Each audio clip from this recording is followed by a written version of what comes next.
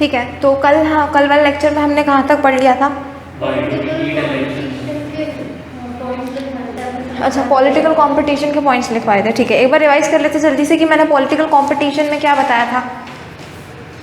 बताओ सारे पॉइंट्स एक एक करके। एडवांटेजेस बताए थे कि मतलब अगर वो होते रहेंगे तो पीपल हमको पता चलेगा कि सामने की गलती क्या है, और वो इनकरेज भी होंगे कि अगर मैंने ये काम नहीं किया तो दूसरी पार्टी कर रही है। ठीक है, ठीक है। और कोई पॉइंट?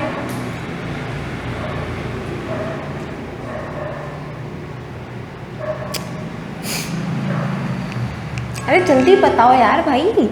एक तो मोटिवेशन वाला था कि भाई अगर हमने नहीं किया तो दूसरा वाला काम कर देगा और फिर सारे वोट्स उसको मिल जाएंगे, पब्लिक उसको प्यार करेगी, इसलिए पहले तो सबसे पहले हम प्यार करते हैं, सॉरी सबसे पहले हम मतलब पब्लिक से प्यार करते हैं कि भाई चलो हम काम करेंगे, हमें काम करना पड़ेगा वरना दूसरा वाला काम कर जाएगा।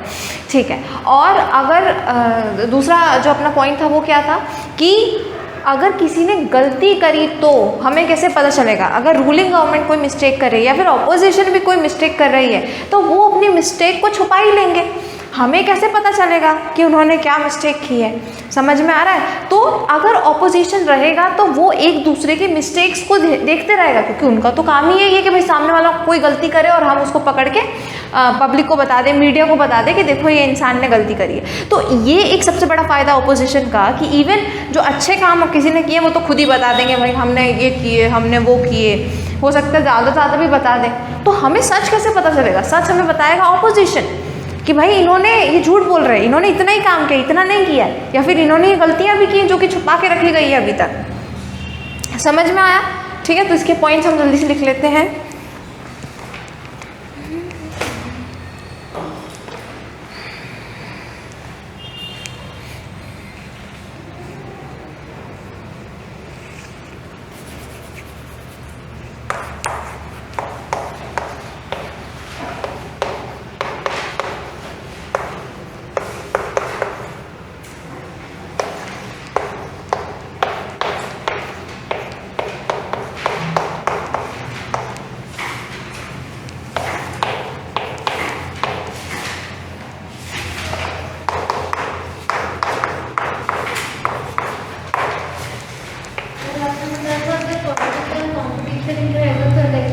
इलेक्शन का कोई सेंस ही नहीं है। सबसे पहला पॉइंट वही है कि अगर कंपटीशन नहीं है तो फिर इलेक्शन क्यों है?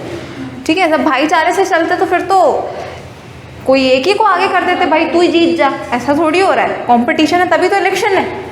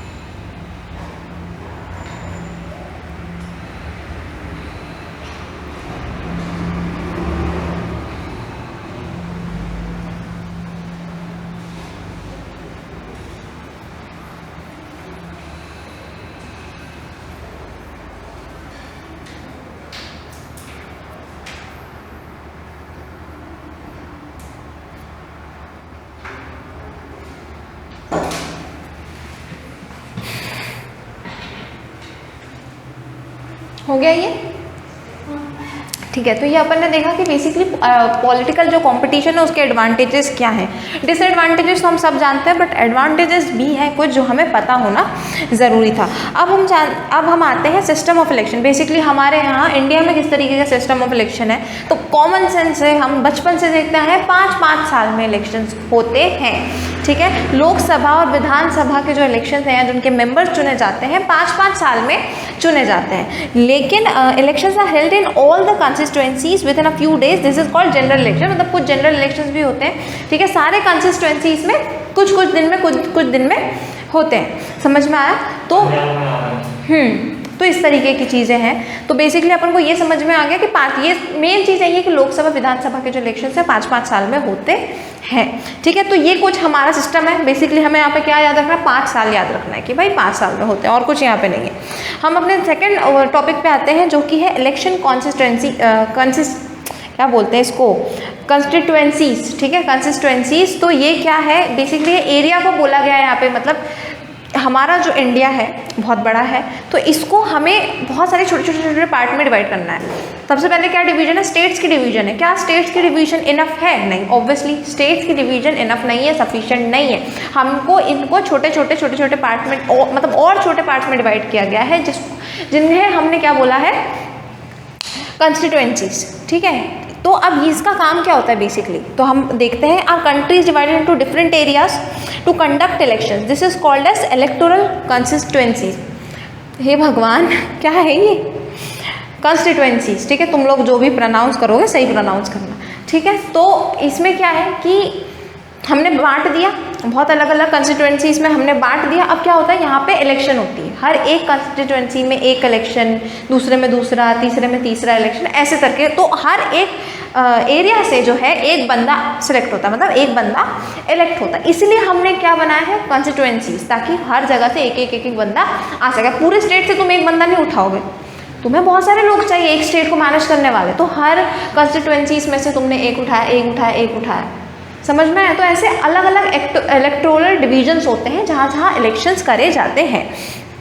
Then what, for Lok Sabha the country is divided into 543 constituencies. ठीक है, तो यहाँ पे इन्होंने क्या बताया कि अगर हम लोकसभा की बात करें, लोकसभा के मेंबर्स को ही, वैसे हम राज्यसभा के मेंबर्स में हमारा डायरेक्ट एक्सेस तो रहता नहीं है, लोकसभा के जो मेंबर्स हैं उनमें हमारा डायरेक्ट एक्सेस रहता है। मतलब हम उनके लिए लिटरली जाके वोट कर सकते हैं। समझ में आया? शायद तो हम उनके लिए जाके वोट कर सकते हैं। ठीक है, तो अब ये जो लोकसभा के मेंबर्स हैं उनके लिए कितने अलग अलग एरियाज बनाए हुए हैं, कितने मेंबर्स बेसिकली आ रहे हैं, 543 कंस्टिट्यूएंसीज बनाए हुए हैं, जिसमें से हम जहाँ पे इलेक्शन होते हैं और एक मेंबर यहाँ से चूज़ किया जाता है। ठीक है, representatives elected from each constituency are called member of parliament which is MLA। ठीक है, अब यहाँ से जिस बंदे को अपन ने सेलेक्ट किया, हर कंस्टिट्यूएंसी में एक इलेक्शन हुआ, वहाँ से एक बंदे को सिलेक्ट किया। अब जब इस बंदे को सिलेक्ट किया तो उसका कुछ टाइटल तो होगा, इसकी कुछ पोजीशन तो होगी, इसका कुछ पोस्ट होगा। इस पोस्ट को हमने क्या नाम दिया है, MLA। अब MLA का फुल फॉर्म क्या है, मेंबर ऑफ लेजिस्लेटिव असेंबली। ठीक है, ये इसका अपना फुल फॉर्म है। समझ में आया? ये हमने किसको बोला है, हर कंस्टिट्यूएंसीज में से एक बंदा जो इलेक्ट हो रहा है उसको हमने ये टाइटल दिया है MLA का। Now what, each town or village is divided into many wards like constituencies. Each wards elect one member of the village. ठीक है, तो अब ये विलेज की बात करें कि जो छोटे छोटे टाउन्स और विलेज होते हैं उनको भी हम डिवाइड करके रखते हैं। वो लोग भी अपना अपना अलग अलग जगह पे कंस्टिट्यूएंसी जो भी इनको दी गई है वहाँ पे जाके इलेक्शन देते हैं, और वहाँ से भी एक मेंबर जो है चुनकर आता है। समझ में आ गया? इसका पूरे के लिए जो मैंने अभी समझाया, ये क्या बोलते हैं कंस्टिट्यूएंसी वाला पार्ट, ठीक है, इसमें क्या इंपॉर्टेंट है, इसमें इसका सार क्या है कि भाई पूरा जो इंडिया है 543 डिवीजन्स में बटा हुआ है, जिसको हम कहते हैं इलेक्टोरल कंस्टिट्यूएंसीज। ठीक है, बेसिकली कंस्टिट्यूएंसी कुछ नहीं है, एरिया है। ठीक है, यहाँ से इलेक्शन होता है, हर कंस्टिट्यूएंसी का बंदा वहाँ पे जाके, उसका एक कॉमन पॉइंट होगा, वहाँ पे जाके इलेक्शन देता है, मतलब इलेक्शन में पार्ट लेता है, वोट करता है, और हर कंस्टिट्यूएंसी में से एक बंदा चुन के आता है, और इस चुने हुए बंदे को हम MLA कहते हैं। समझ में आ गया? और कुछ नहीं है यहाँ पे। ठीक है, सबसे पहले ये लिख लो,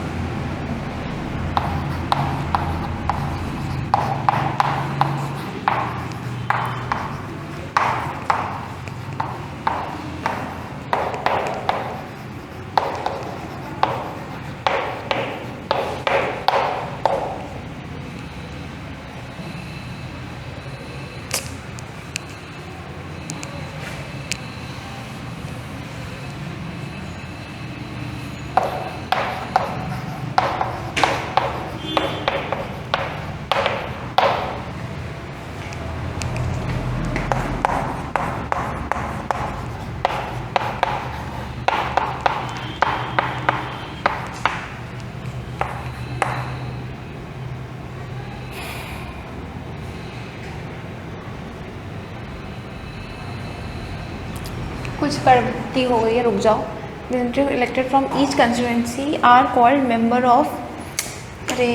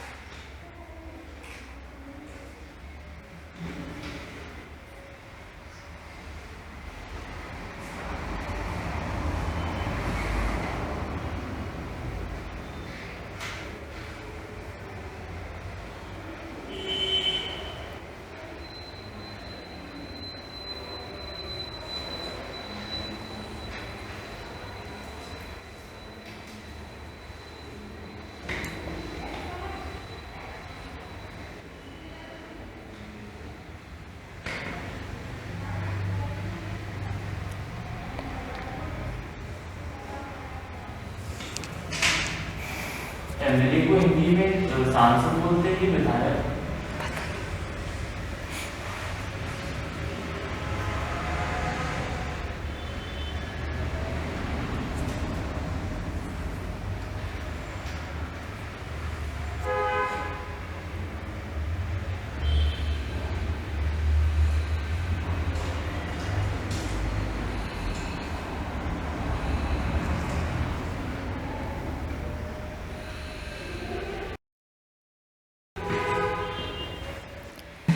ठीक है, तो हमारा ये सारा पार्ट हो गया कि एरियाज वेरियस देख लिया, इलेक्टोरल कॉन्स्टिट्यूएंसीज हम देख चुके हैं।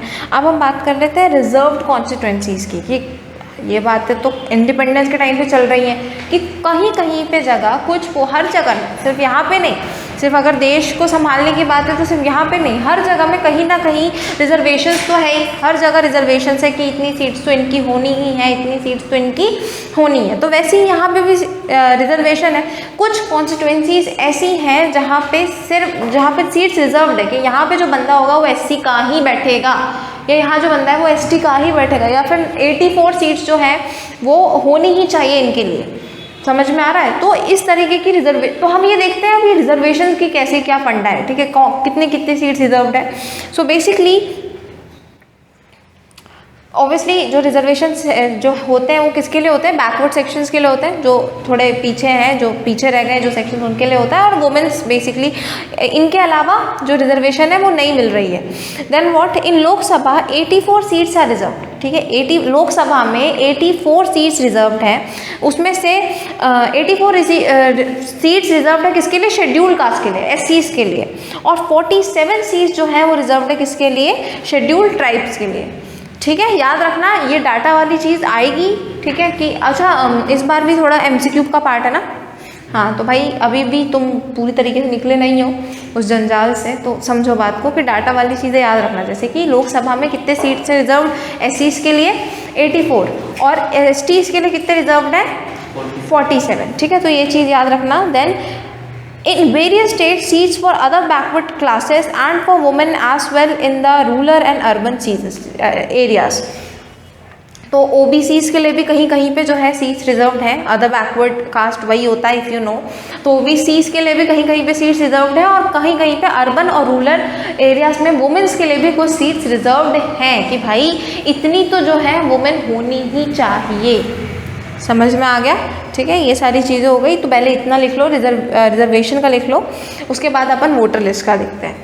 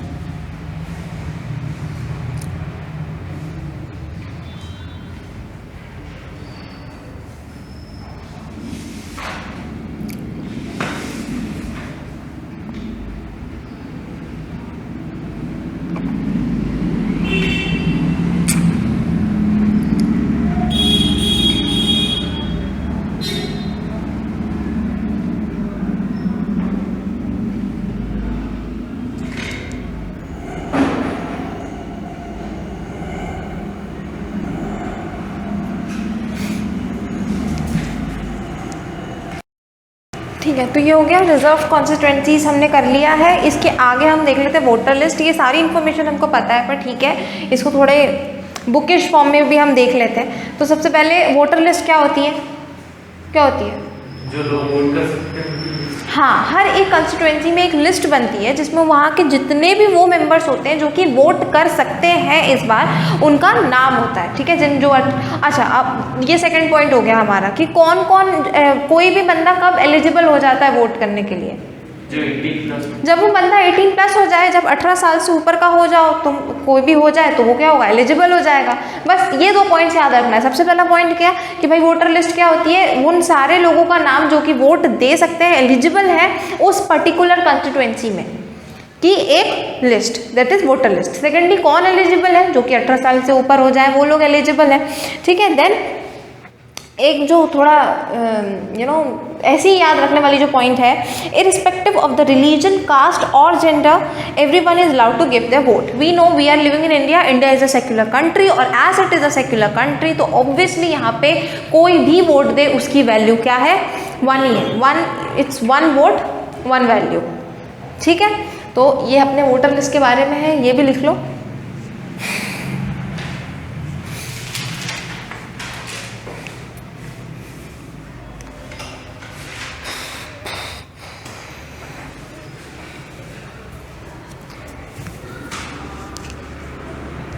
डालो।